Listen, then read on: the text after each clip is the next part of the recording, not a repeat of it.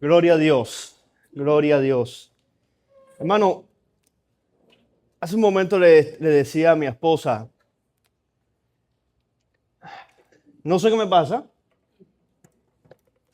pero no puedo parar de llorar hoy. Estoy como el profeta Zacarías, el profeta llorón. Pues estoy como el profeta llorón, hoy soy el pastor llorón.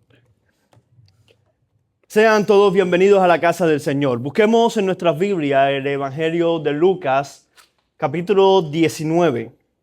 Y vamos a estar leyendo desde el verso 28 al 40. Dice la palabra del Señor. Dicho esto, iba adelante subiendo a Jerusalén y aconteció que llegando cerca de Betfagé y de Betania, al monte que se llama de los Olivos, envió dos de sus discípulos diciendo, id a la aldea de enfrente y al entrar en ella hallaréis un pollino atado en el cual ningún hombre ha montado jamás. Desatarlo y traerlo. Y si alguien os preguntare, ¿por qué lo desatáis? Le responderéis así, porque el Señor lo necesita. Y lo trajeron, fueron los que habían sido enviados, hallaron como les dijo, y cuando desataban al pollino, sus dueños le dijeron, ¿por qué desatáis al pollino? Ellos dijeron, porque el Señor lo necesita. Y lo trajeron a Jesús, y habiendo echado sus mantos sobre el pollino, subieron a Jesús encima, y a su paso tendían sus mantos por el camino. Cuando llegaban ya cerca de la bajada del monte de los Olivos, toda la multitud de los discípulos, gozándose, comenzó a alabar a Dios a grandes voces por todas las maravillas que habían visto, diciendo, bendito es Rey que viene en el nombre del Señor. Paz en el cielo y gloria en las alturas. Entonces algunos de los fariseos de entre la multitud le dijeron, Maestro, reprende a tus discípulos. Él respondió, les dijo, os digo que si estos callaren, las piedras clamarían. Puede ser que tú te conozcas muy bien esta historia. Si ya llevas un tiempo en la iglesia, o ya sea en la iglesia hispana de Oak Cliff, o en cualquier otra iglesia la cual hagan este tipo de recordatorio, ¿ok?, de la entrada triunfal de Jesús, puede ser que te conozcas muy bien la historia. Pero hay ciertos detalles los cuales a veces pasamos por alto. Incluso puedes pararte aquí delante y contar la historia con toda tranquilidad. Pero hay ciertos detalles, como les decía, que se nos olvidan. Y para esto yo quiero montarnos hace 1000 años antes de esa entrada. Y quiero que veamos algunos paralelismos que podemos ver en dos historias, tanto la entrada triunfal de Jesús como la historia la cual vamos a estar viendo en este día. Tal vez nunca hayas observado estos asuntos o este paralelismo que vamos a ver hoy, pero quiero montarnos a Primera de Reyes, capítulo 1. Y mientras vas allí, hay una parte de la historia de la entrada triunfal que siempre me ha molestado. Y es a Jesús montado en un burro. Me molesta cuando yo leo esta historia y veo a Jesús, a mi Jesús, montado en un burro. Porque realmente un rey no es merecedor de un burro, en mi propio pensamiento, sino que debería de haber entrado en un corcel blanco, en un pura sangre. ¿Verdad?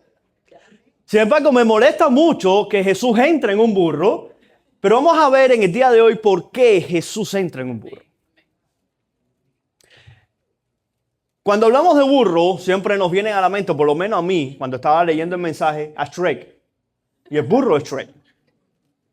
Siempre hablamos de burro de manera descriptiva para mencionar a alguien. Sergio, no es nada contigo. Para mencionar a alguien, mencionamos y lo ponemos como un burro de manera descriptiva. Usamos el juego que juegan los niños de ponerle la cola al burro.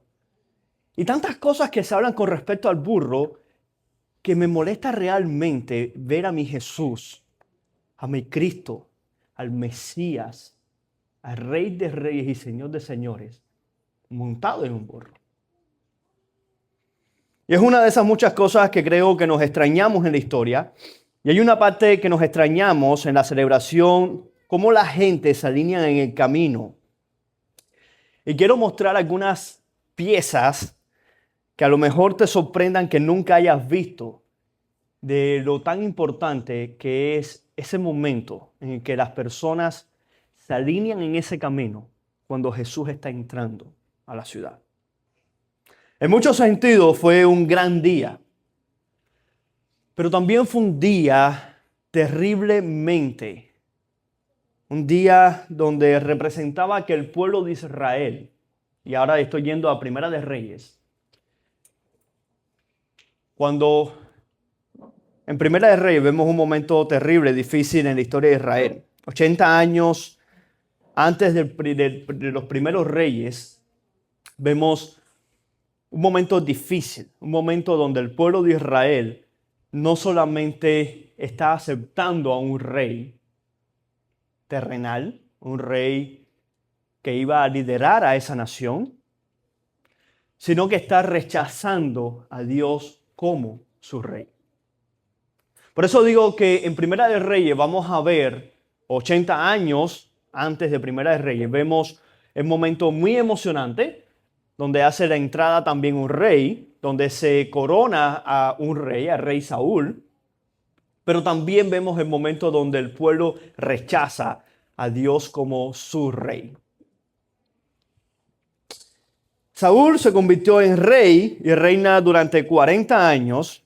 En su mayoría la primera mitad fue bastante buena, un reinado bastante fuerte, un reinado donde hizo muchas cosas que a la gente les gustó realmente. Pero su segunda parte del reinado de Saúl no fue tan afable como el primero. Esta segunda mitad del reinado de Saúl, Dios rechaza ese reinado. Dios quita a Saúl del reinado y a toda su familia de esta posición como rey. Y entonces es donde entra David. Cuando Saúl muere, David toma el reino, el poder, y David comienza a ser el rey de la ciudad. Exactamente, David reina durante 40 años y su reinado fue muy bueno. Su reinado fue muy emocionante también. Hizo muchas cosas, agrandó las fronteras. Tiene dos partes también. Su primera mitad hace cosas muy grandes para el pueblo de Israel, pero la segunda mitad, aunque el Señor siempre se mantuvo con él, hay un momento en Primera de Reyes capítulo 1, verso 1. Y mira lo que dice la palabra del Señor. Cuando el rey David era viejo y avanzado, le cubrían con ropas, pero no se calentaba. O sea, ya David estaba ya mayor, ya era una persona anciana, y eso nos lleva mucho al pensamiento de que esos últimos días simplemente no puede calentarse lo suficiente. Está temblando en su cama. Está al final de sus días y ha tenido una gran carrera como rey. 40 años reinando en la nación. Pero en esos últimos días, David está en una cama. Con frío, se pone mantas encima y aún así no se puede calentar. Y hay una pregunta que está rondeando en la cabeza del pueblo. Ya David está mayor. David ya no está reinando igual. Sí, lleva un reinado de 40 años, genial, muy bueno. Pero ya en sus últimos días, ¿quién será el próximo rey? ¿Quién va a gobernar luego de David? Hasta ese entonces David nunca había puesto a alguien o lo había dicho al pueblo de que el sucesor de David sería cierta persona. Primera de Reyes capítulo 1, verso 5 dice, entonces Adonías, hijo de Agit, se rebeló diciendo, yo reinaré. Y se hizo de carros, de gente de a caballo y de 50 hombres que corriesen delante de él. Entonces, mientras vemos a un David acostado en una cama, envejeciendo, ya mayor, estamos viendo a Adonías que se está autoproclamando rey. En ningún momento David se levanta y dice, este es el sucesor, este es el próximo rey. Sino que es él mismo que dice, yo me voy a hacer el rey. Ahora, ¿quién es Adonías? Bueno, Adonías es el hijo de David. Ahora, pastor, pero no hay nada de malo porque el hijo del rey siempre es el que sucede, ¿verdad? El que continúa el reinado. Lo que está pasando acá es que Adonías es el hijo número 4 de David. Y históricamente, cuando estudiamos la vida de los reyes, siempre el primogénito es el que seguía al rey. Y Adonías es el 4º hijo. Ahora, esto debería de parecernos extraño, pero hay algo que tenemos que quizás entender en la cabeza de Adonías.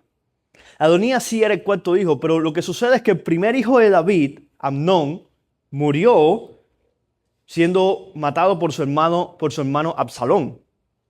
El segundo hijo de David, Daniel, no se menciona mucho en la Biblia, no tenemos muchos detalles de cuándo murió o cómo fue que murió. El tercer hijo de David, Absalón, que fue quien mató al primero, Amnón, muere en batalla en 2 de Samuel capítulo 18. Y entonces, ¿qué nos queda? Adonías. Nos queda este 4º hijo, Adonías, el cual dice, bueno, si ya todos mis hermanos han muerto, pues yo soy el que toca. Soy el mayor de todos los demás. Ya el primogénito no está, el segundo tampoco, el tercero tampoco. Pues yo me voy a autoproclamar rey de Israel.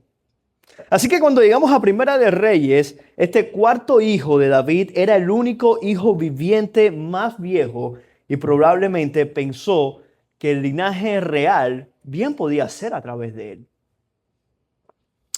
Mira lo que sucede en Primera de Reyes 1:11. Entonces habló Natán a Betsabé, madre de Absalón, diciendo, ¿no has oído que reina Adonías, hijo de Agit, sin saberlo David nuestro Dios, nuestro Señor? Así que en los acontecimientos se están proclamando por el reino. Los rumores están cayendo de boca en boca, en oído. Ya David está viejo, David está cansado, está agotado de su reinado durante 40 años. Y Adonías se está autoproclamando rey. Y toda la nación, lógicamente, cuando alguien está mayor y el otro comienza un reinado, pues todo el mundo piensa, pues, este es el rey de nosotros. Ahora, no hay ningún problema con esto, de declararse rey, si realmente era el hijo mayor de David. El problema estaba en que David había ya decidido quién sería el rey luego de él. Pero no se lo había dicho a nadie. Falta de comunicación. Y en Crónicas, capítulo 22, del 8 al 10, dice, mas vino a mí palabra de Jehová, diciendo, este es David hablando.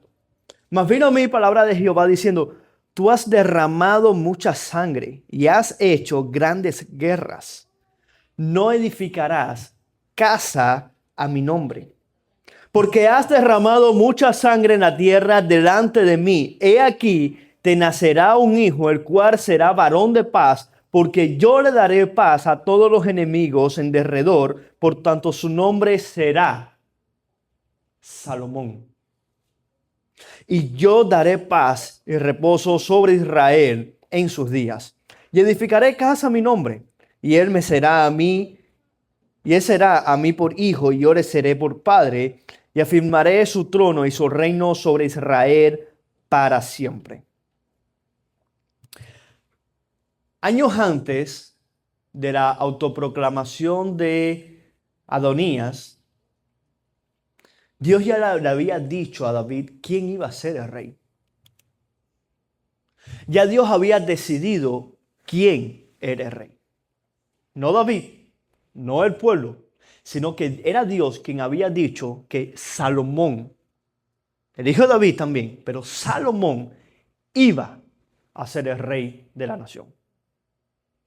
El problema es que David nunca se lo dijo a los demás, se lo guardó para sí. Pero ahora nos encontramos con un gran guerrero, ya avanzado en edad, temblando de frío, acostado en una cama, sin ni tan siquiera saber qué es lo que está pasando en su propia nación. Y mira cómo dice Primera de Reyes 1 de 15 a 18, dice, entonces Betsabé entró en la cámara del rey y el rey era muy viejo y Abisac, sunamita, le servía. Y Betsabé se inclinó e hizo reverencia al rey y el rey dijo, ¿qué tienes? Y ella le respondió, Señor mío, tú juraste a tu sierva por Jehová tu Dios, no por más nadie, sino por Jehová tu Dios, diciendo, Salomón tu hijo reinará después de mí. Y él se sentará en mi trono. Y he aquí ahora Adonías reina y tú, mi señor rey, ¿hasta ahora no lo sabes? Vemos un escenario.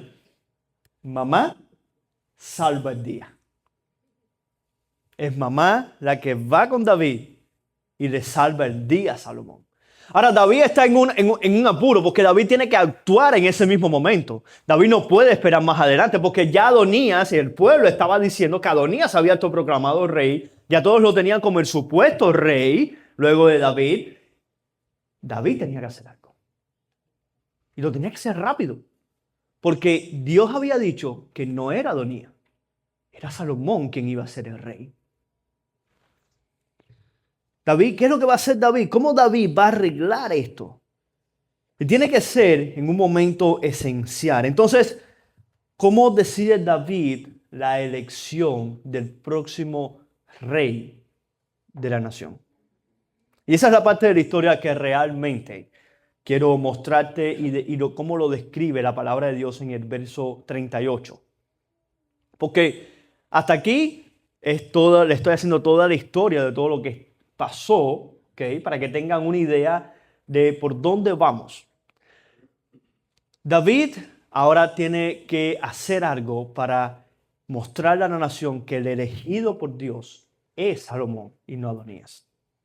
Y Primera de Reyes 1 de 38 al 40 dice, y descendieron el sacerdote Sedoc, el profeta Natán, Benaía, hijo de Joaída, y los cereteos y los peleteos, y montaron a Salomón en la mula del rey David, y lo llevaron a Gihón.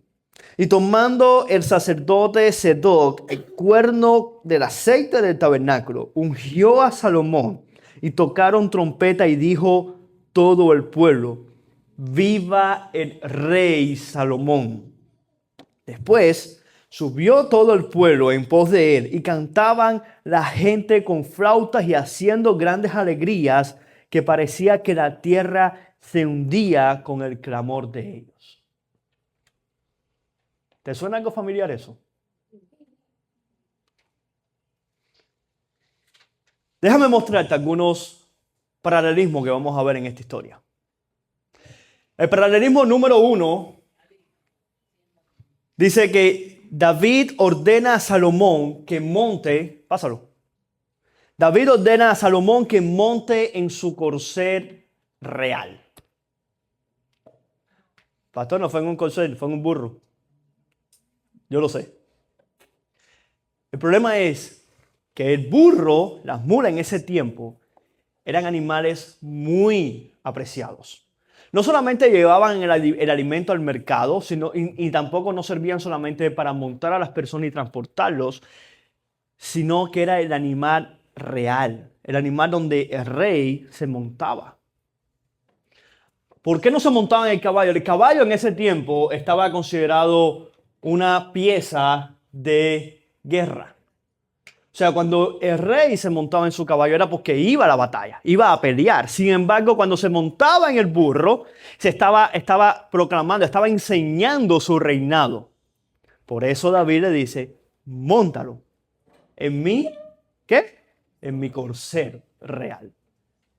Primer paralelismo. Número 2. Mientras Salomón cabalga, la gente se alinea en el camino gritando, tocando trompetas y regocijándose. ¿Qué te parece eso? Tenemos otros ejemplos en el Antiguo Testamento de reyes que también hacían entradas y hacían las entradas y muchas personas pues se alborotaban y gritaban y hablaban mucho.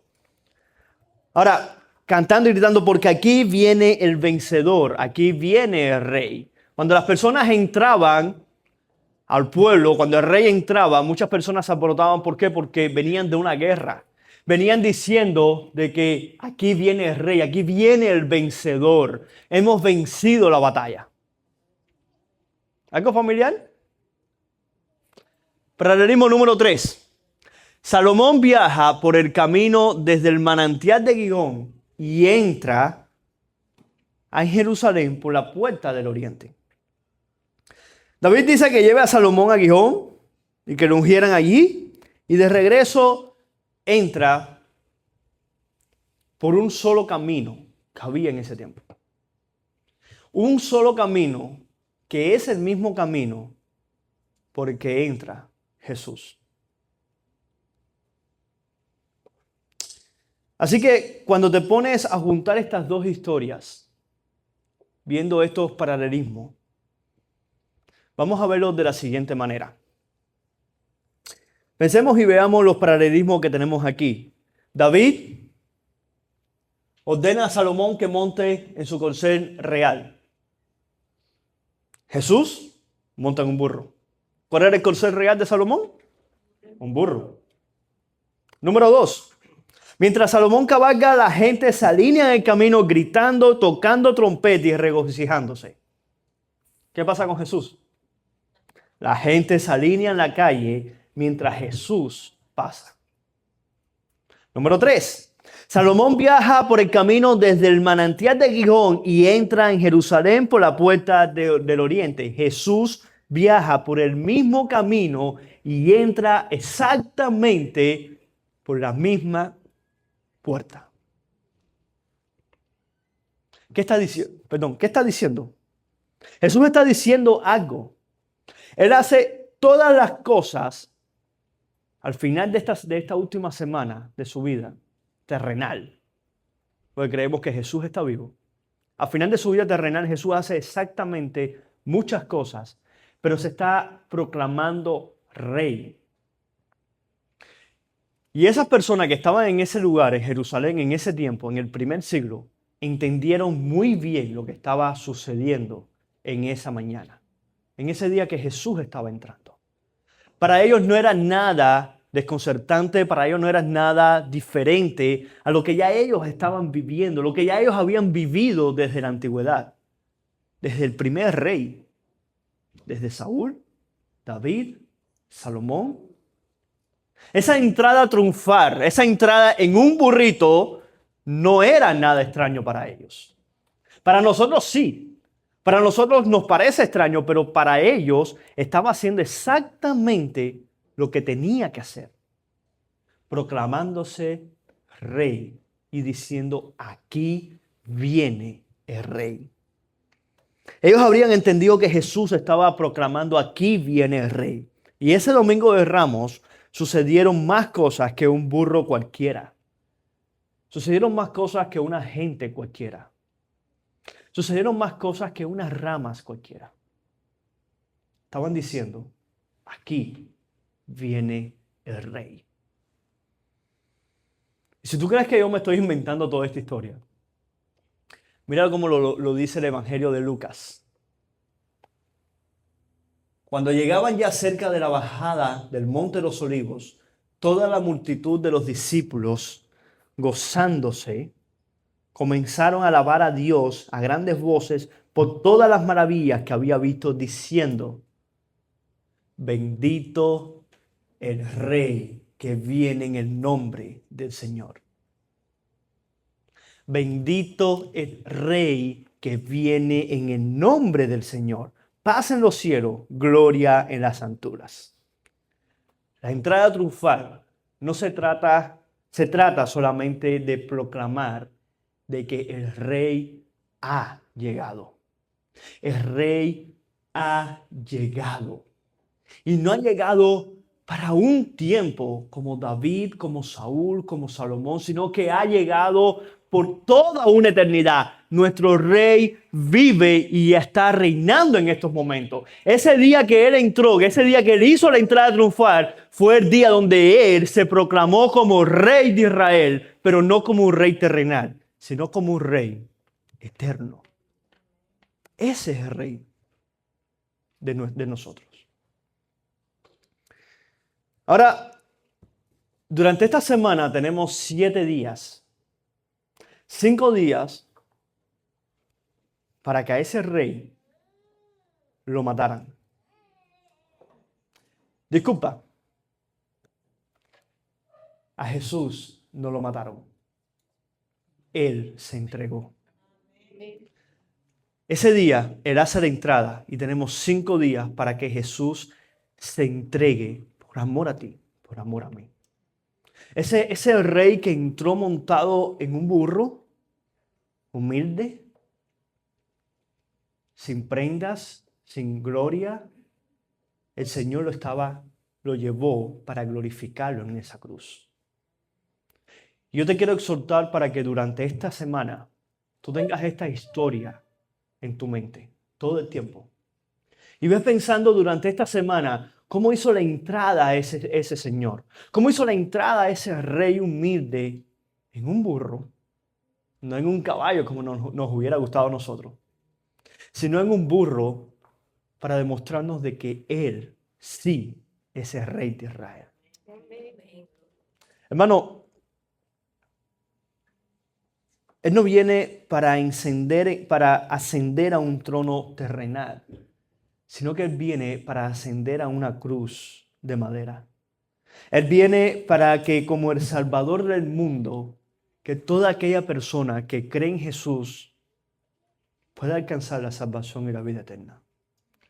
Solamente a través de ese Rey es que podemos alcanzar la vida eterna. Jesús no vino para que lo proclamaran rey de una nación, sino para que Él es el rey de este mundo. Él es el rey de todo lo creado. Él es el rey de todo lo que usted ve. Todo fue hecho por Él y para Él. Sabiendo de que nuestro Señor también, así como entró una vez en un pollino, en un burro, un día va a venir, pero ahí sí va a venir en un corcel. Va a venir a buscar a su pueblo, a toda persona que ha creído en Jesús como su Señor y como su Salvador. Si tú aún no has creído en Jesús como tu Señor y Salvador, yo te exhorto, yo te pido de que tú mires a la cruz. Mira lo que Jesús hizo, que no lo hizo por Él, lo hizo por ti, lo hizo por amor a ti. Jesús hizo una entrada triunfal sabiendo de que Él iba a morir en una cruz, pero que iba a morir por el perdón de tus pecados. Por eso yo te digo, no esperes para mañana. No sabemos el día que nos vamos a morir, pero hay una certeza, todos nos vamos a morir un día. La diferencia está, ¿te quieres morir con Jesús o te quieres morir sin Jesús? Jesús entró en un burro, fue a la cruz por el perdón de tus pecados, para que solamente a través de ese Rey todos pudiéramos alcanzar salvación y vida eterna.